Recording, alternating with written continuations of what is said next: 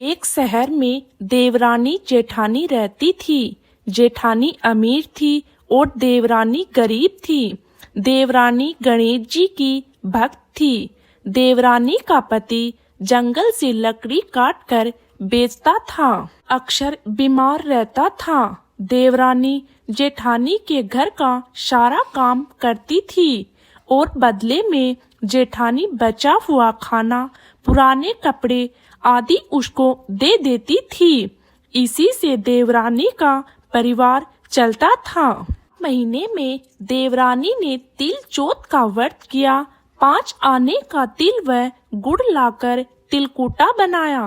पूजा करके तिल चौथ का व्रत तिलकुटा चौथ की कहानी सुनी और तिलकुटा छींके में रख दिया और सोचा कि चांद उगने पर पहले तिलकुटा और उसके बाद ही कुछ खाऊंगी। सुनकर वह जेठानी के यहाँ चली गई। खाना बनाकर जेठानी के बच्चों से खाना खाने को कहा तो बच्चे बोले, माँ ने व्रत किया है और माँ भूखी है।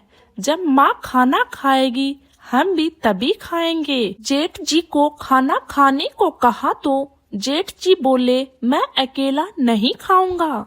जब चांद निकलेगा तब सब खाएंगे, तभी मैं भी खाऊंगा।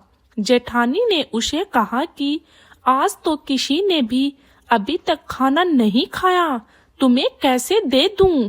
तुम सुबह सवेरे ही बचा खुआ खा लेना। रानी के घर पर पति बच्चे सब आस लगाए बैठे थे कि आज तो त्योहार है, इसलिए कुछ पकवान आदि खाने को मिलेगा। परंतु जब बच्चों को पता चला कि आज तो रोटी भी नहीं मिलेगी तो बच्चे रोने लगे। पति को भी बहुत गुस्सा आया। कहने लगा, सारा दिन काम करके भी 2 रोटी नहीं ला सकती तो काम क्यों करती हो? पति ने गुस्से में आकर पत्नी को कपड़े धोने के धोवन से मारा। धोवन हाथ से छूट गया तो पाटे से मारा। वह बेचारी गणेश जी को याद करती हुई रोते रोते पानी पीकर सो गई। दिन गणेश जी देवरानी से सपने में आए और कहने लगे, धोने मारे पाटे मारे सो रही जाग रही है। मैं बोली, कुछ सो रही हूँ कुछ जाग रही हूँ। गणेश जी बोले, भूख लगी है, कुछ खाने को दे दो। देवरानी बोली, क्या दूं?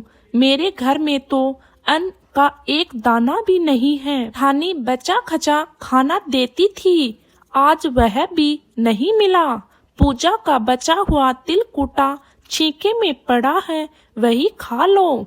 तिलकुटा खाने के बाद गणेश जी बोले, धोने मारी पाटे मारी निमटाई लगी है, कहाँ निमटूं? बोली, है पड़ा घर, जहाँ इच्छा हो वहाँ निमट लो। फिर गणेश जी बच्चे की तरह बोले, अब कहाँ पूछूं? में मगन देवरानी को बहुत गुस्सा आया कि अब कब से तंग किया जा रहा है। बोली, मेरे सर पर पोंछ ले। और कहाँ पहुँचेगा? जब देवरानी उठी तो यह देखकर हैरान हो गई। पूरा घर हीरे मोती से जगमगा रहा था। सिर पर जहाँ विनायक जी ने पूछा था वहाँ हीरे के टीके व बिंदी जगमगा रहे थे। दिन देवरानी जिठानी के यहाँ काम करने नहीं गई। बड़ी देर तक राह देखने के बाद जेठानी ने बच्चों को देवरानी को बुलाने भेजा। जेठानी ने सोचा, कल खाना नहीं दिया इसलिए शायद देवरानी बुरा मान गई है। ये बुलाने गए और बोले, चाची चलो, माँ ने बुलाया है, सारा काम पड़ा है। देवरानी ने जवाब दिया, अब उसकी जरूरत नहीं है, घर में सब भरपूर है गणेश जी के आशीर्वाद से। उन्होंने घर जाकर माँ को बताया कि चाची तो पूरा घर हीरे मोती से जगमगा रहा है। जेठानी दौड़ती हुई देवरानी के पास आई और पूछा कि यह सब कैसे हुआ। देवरानी ने उसके साथ जो हुआ वह सब कुछ कह डाला। घर लौटकर जेठानी अपने पति से कही कि आप मुझे धोवन और पाटे से मारो उसका पति बोला कि मानस, मैंने कभी तुम पर हाथ भी नहीं उठाया, मैं तुम्हें धोवन और पाटे से कैसे मार सकता हूँ। वह नहीं मानी और जिद करने लगी। मजबूरन पति को उसे मारना पड़ा। उसने ढेर सारा घी में चूरमा बनाया और छीके में रखकर सो गई। रात को चौथ विनायक जी सपने में आए। कहने लगे, भूख लगी है, क्या खाऊं?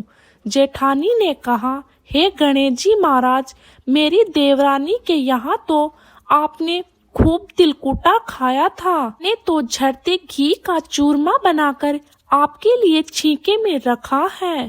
फल और मेवे भी रखे हैं, जो चाहे खा लीजिए। स्वरूप गणेश जी बोले, अब निमटू कहाँ? जेठानी बोली, उसके यहाँ तो टूटी फूटी झोपड़ी थी, मेरे यहाँ तो कंचन के महल है, जहाँ चाहो निमट लो।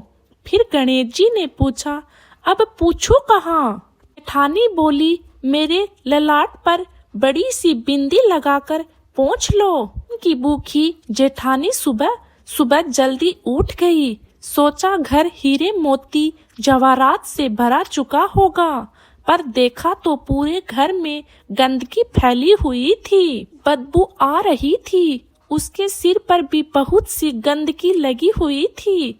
उसने कहा, हे गणेश जी महाराज, यह आपने क्या किया? मुझे रूठे और देवरानी पर ठूठे।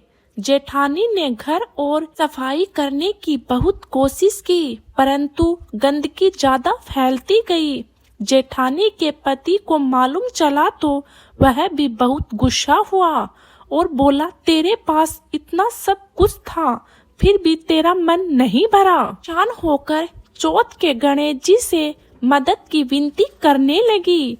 गणेश जी ने कहा, देवरानी से जलन के कारण तूने जो किया था, यह उसी का फल है।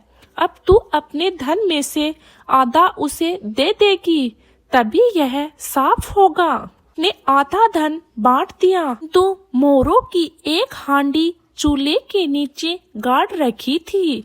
उसने सोचा, किसी को पता नहीं चलेगा, और उसने उस धन को नहीं बांटा।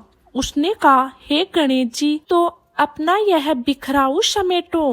वे बोले, पहले चूल्हे के नीचे गाड़ी हुई मोरों की हांडी सहित ताक में रखी दो, सुई के भी 2 हिस्से कर कर रखो।